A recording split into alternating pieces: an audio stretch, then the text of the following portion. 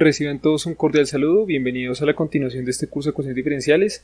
En esta ocasión vamos a analizar un par de aplicaciones de las ecuaciones diferenciales ordinarias de primer orden y ver cómo se resuelven algunos problemas en física. No siendo más, comencemos. Veamos el primer problema. Una cuerda tensa está en contacto con una barra circular de radio R sobre un arco. Si el contacto no es perfectamente liso, encontrar cómo varía la tensión en función del ángulo de contacto. Bueno, entonces observemos el esquema. Aquí, como pueden observar, hay una tensión que va en ese sentido. Hay otra que denominé T más delta T. Tenemos la normal, ¿sí? Y por supuesto la fuerza de rozamiento que no está dibujada acá y que tendrá que actuar ya sea hacia la derecha o hacia la izquierda, dependiendo hacia dónde se vaya a mover, digamos, nuestra cuerda. O para ser más exactos, se movería en sentido horario o antihorario. Bueno, depende de eso. Asimismo, ubicaremos la fuerza de fricción. Por otra parte, hay que recordar que la fuerza tensión, ¿sí?, es perpendicular al radio vector, ¿sí? Y por tanto, ahorita, a partir de las especificaciones que hagamos, pues se va a entender por qué es importante ese dato.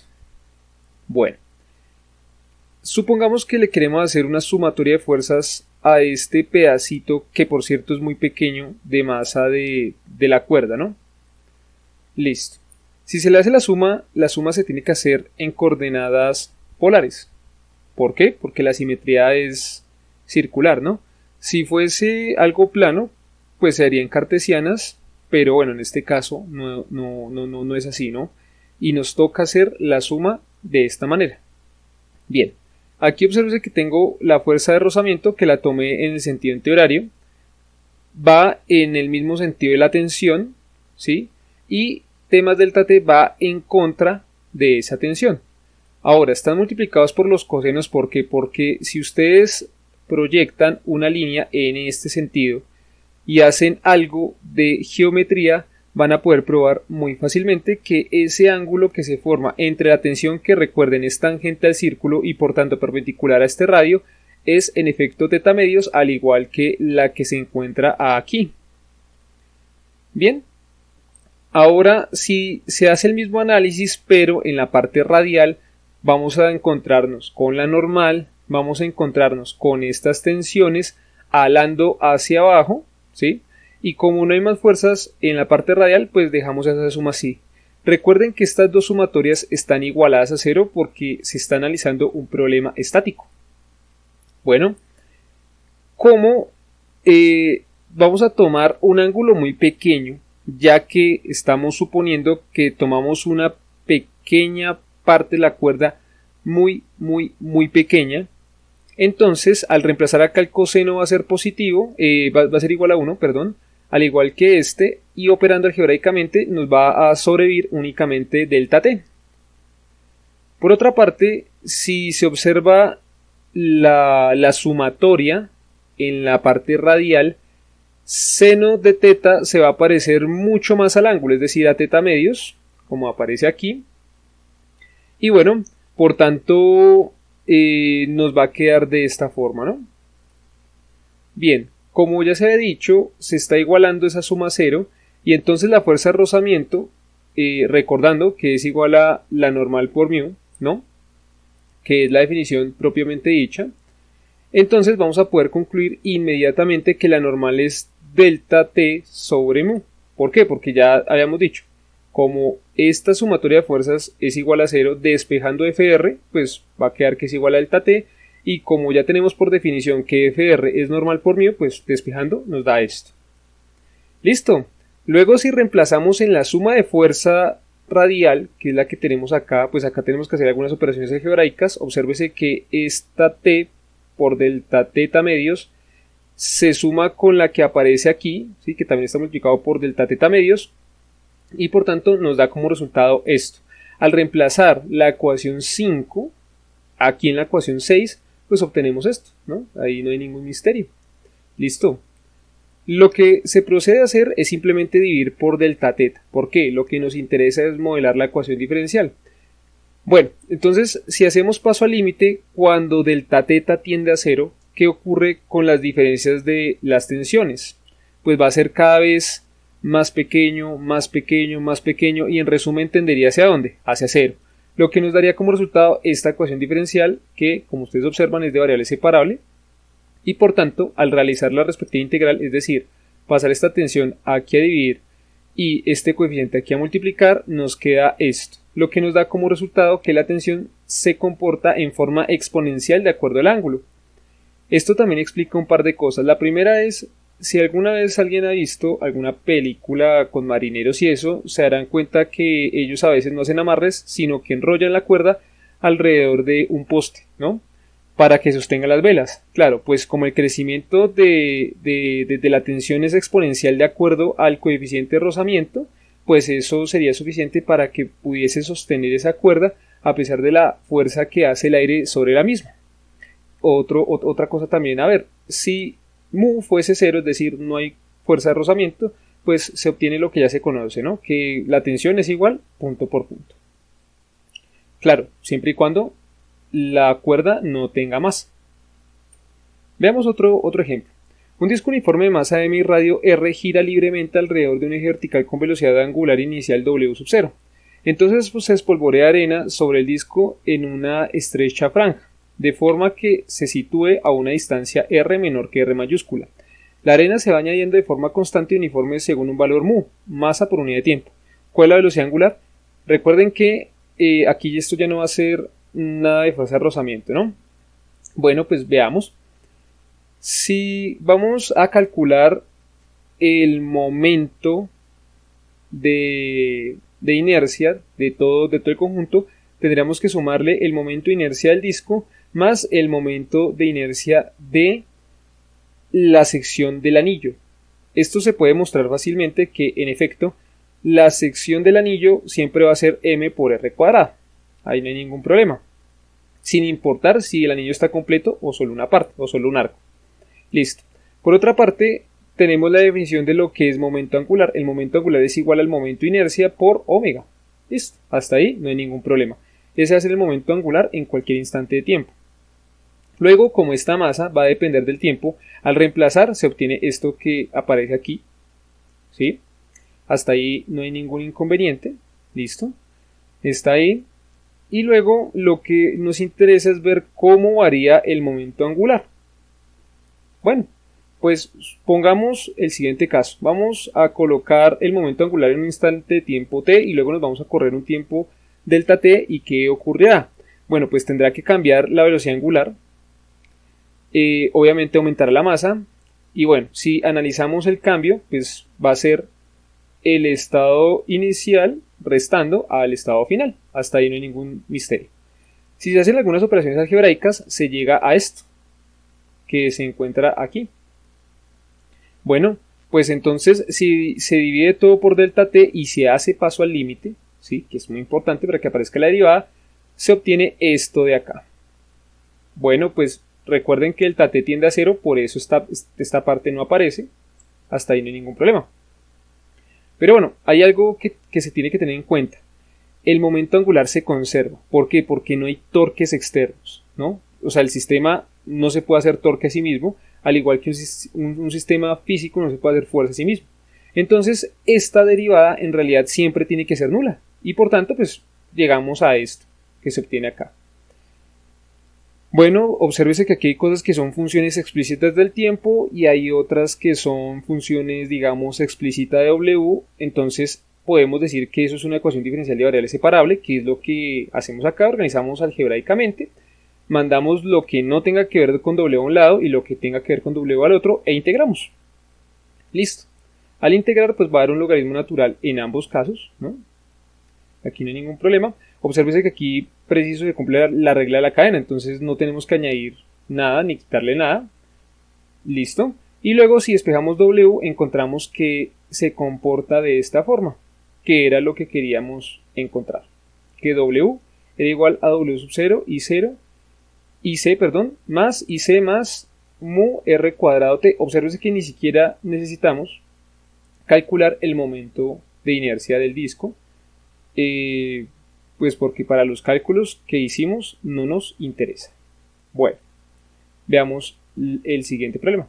Un objeto se mueve en una dimensión de tal manera que la fuerza de viscosidad se puede escribir como, acá está, Fb es igual a una constante por b cuadrado y en dirección al campo gravitacional constante. Entonces aquí no vamos a tener en cuenta la ley de gravitación de Newton, ¿no?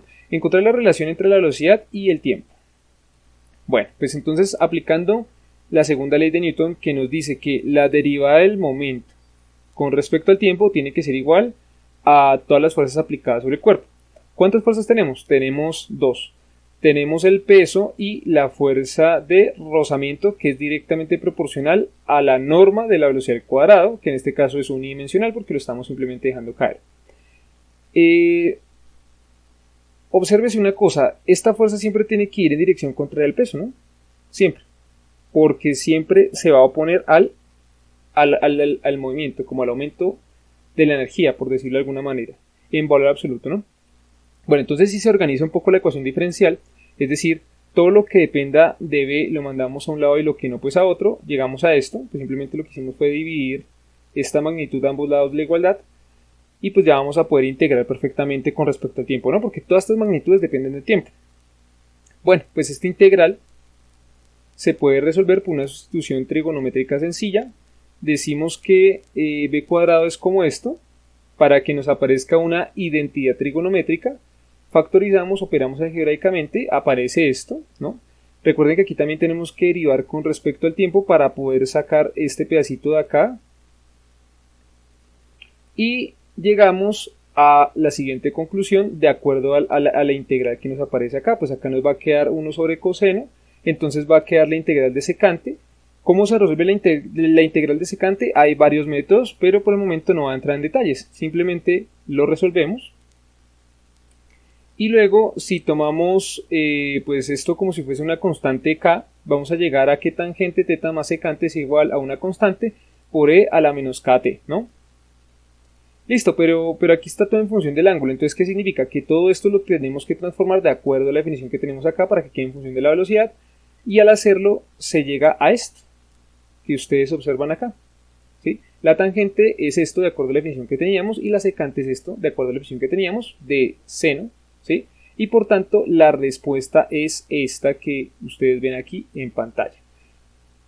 Como pueden ver, pues para despejar la velocidad es un tratamiento algebraico bastante largo, pero bueno, por el momento es suficiente dejar explícita la respuesta y después, si alguno de ustedes se anima, intentar despejar la velocidad al cuadrado de ahí.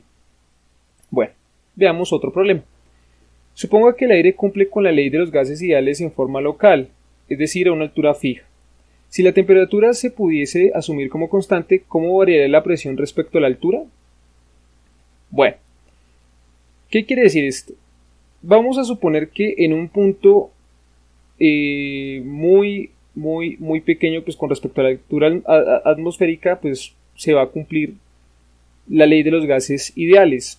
Bueno, en realidad el aire no se comporta como tan bien a un gas ideal, pero vamos a hacer esa pequeña aproximación.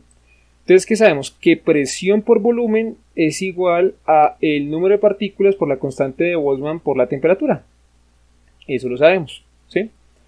Por otra parte, si se analiza cuál es la presión que siente, digamos, la atmósfera en ese sitio, pues va a ser que el número de partículas que se encuentre por arriba de ese sitio, vamos a suponer que cada partícula de aire tiene la misma masa, entonces pues va a quedar m multiplicado por la gravedad dividido entre un diferencial de área. Eso es lo que nosotros conocemos como presión.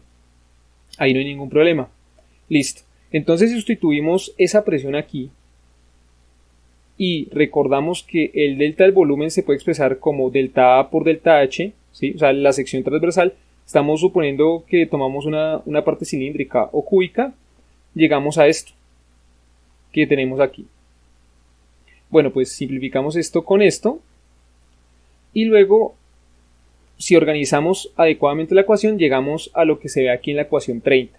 Eso es una ecuación diferencial de nuevo de primer orden, hacemos paso al límite y organizamos lo que tenga que ver con la normal, digámoslo así, o mejor dicho con n a un lado, que es normal, no, perdón, con el número de partículas, lo que tenga que ver con el número de partículas a un lado y lo que no tenga que ver con el número de partículas al otro, E integramos, esto pues es simplemente logaritmo natural, y llegamos a que el número de partículas es igual a n sub 0 e a la menos mg kt por h. Es decir, a medida que estemos más arriba, pues el número de partículas va a ser cada vez menor, ¿sí? Que es supremamente lógico.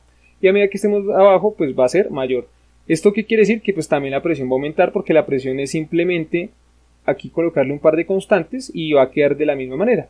Presión es igual a P sub 0 por esto. Ahí no hay ningún problema. Veamos el último ejercicio. Bueno, ¿por qué este signo menos se colocó desde un principio? Porque recuerden que la presión es fuerza sobre área. Entonces, pues la fuerza es una cantidad vectorial y, pues en este caso, el peso señala hacia abajo.